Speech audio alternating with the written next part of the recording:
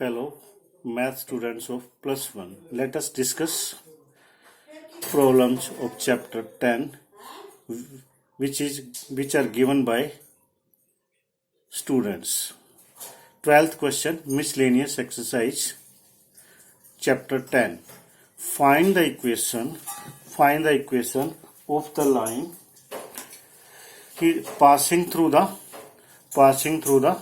point of intersection of the lines 4x plus 7y minus 3 equal to 0 and 2x minus 3y plus 1 equal to 0 that has equal intercept on the axis.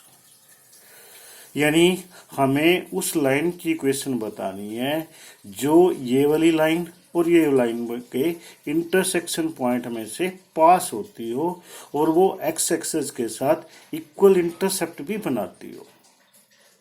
सबसे पहले जो अपने required line find करनी है वो equal intercept बनाती है।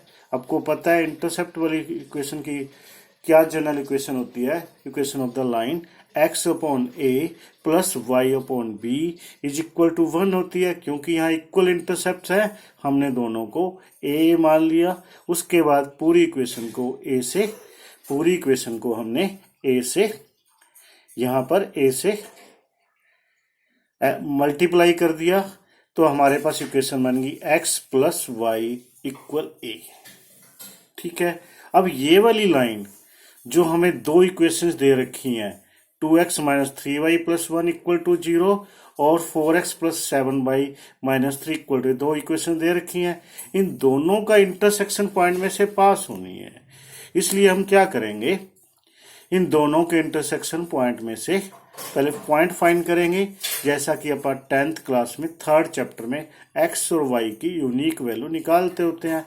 सबसे पहले उनमें से कोई एक मेथड यानी सब्स्टिट्यूशन मेथड या एलिमिनेशन मेथड या क्रॉस मल्टीप्लिकेशन मेथड से x और y की वैल्यू निकाल लेंगे। यहाँ पर x की वैल्यू 1/13 और y की वैल्यू 5/13 आ गई।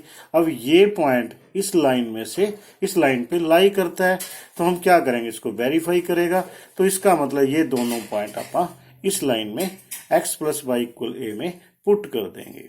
तो हमने इस पॉइंट को पुट कर दिया। इससे हमारे पास a की वैल्यू 6/13 आ गई। तो इजी है। अब a की वैल्यू अपन जो इक्वेशन हमने निकाली है x plus y equal a की वैल्यू पुट कर दी। फिर 13 एलसीएम लेके 13x plus 13y equal to 6, ये हमारे पास रिक्वायर्ड इक्वेशन आ गई। ठीक है students, sum number 15, find the distance of the line 4x plus 7y plus 5 equal to 0 from the point 1, 2 along the line 2x minus y equal to 0।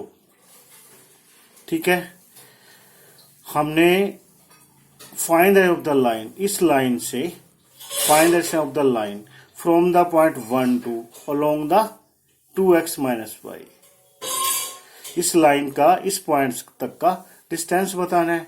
बहुत easy है। देखो हमें दो लाइंस की इक्वेशन दे रखी है। तो 2x minus Y equal to 0, second दी हुई है 4x plus 7y plus 5 equal to 0। जो पॉइंट है 1 2 along the line, it means ये पॉइंट इस लाइन पे ही लाई करता है। अलोंग द लाइन है, इस लाइन के साथ ही है।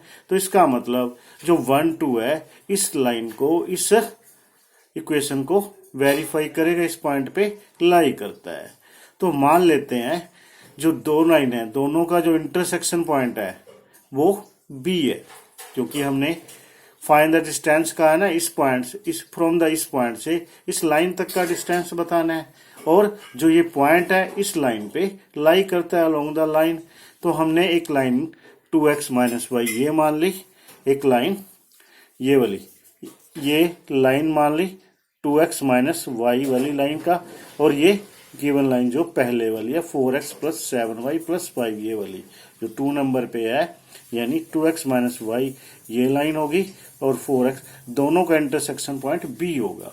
जो ये वाला पॉइंट है ये लाइन 1 पर यानी इस पे लाई करता है 2x माइनस, क्योंकि अलोंग द इस लाइन है। तो मान लो 1, 2 ये पॉइंट है। सबसे पहले हम क्या करेंगे, इन दोनों का इंटरसेक्शन पॉइंट निकाल लेंगे, जैसे हम 10th में करते हैं वैसे x और y की वैल्यू निकाल लेंगे।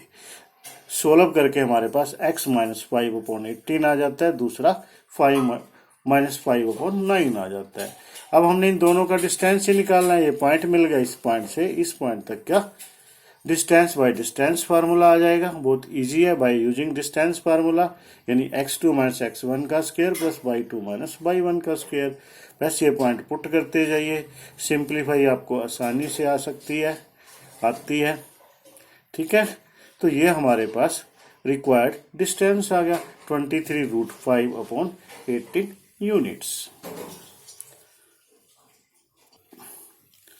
Now students, question number 23rd.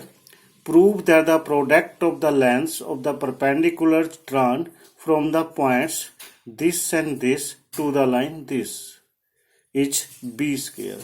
मतलब इस पॉइंट से इस लाइन पर परपेंडिकुलर ड्रा किया, उसकी लेंथ निकली, यानी perpendicular distance from this point two this line and again perpendicular distance from this point two this है, यानी इस पॉइंट से इस लाइन पर परपेंडिकुलर डिस्टेंस, इस पॉइंट से इस लाइन पर, दोनों की जो प्रोडक्ट है वो v स्क्वायर के इक्वल है। यू नो, सबसे पहले गिवन लाइन को हम सिंप्लीफाई करते हैं, a और v का एलसीएम आ जाएगा। हमारे पास जो ये लाइन आ गई bx cos theta plus ay sine theta minus ab equal to 0 आ गई। अब देखो, आपको किसी दिए हुए पॉइंट से दी हुई लाइन पर परपेंडिकुलर ड्रा करने का फार्मूला पता है, एक बार मैं रिपीट कर देता हूँ। ax1 plus by1 plus c का absolute value upon root a square plus v square.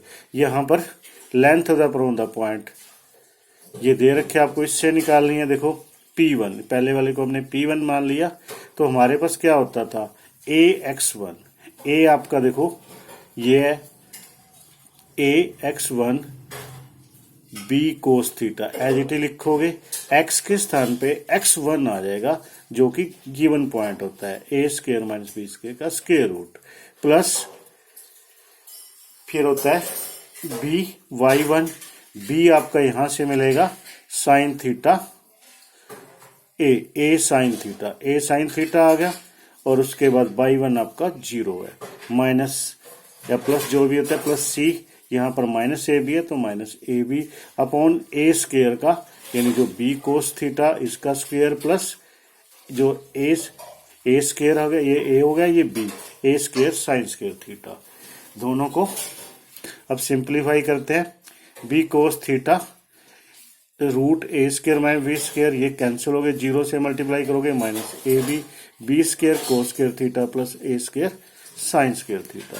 ये हमारे पास P1 आ गया।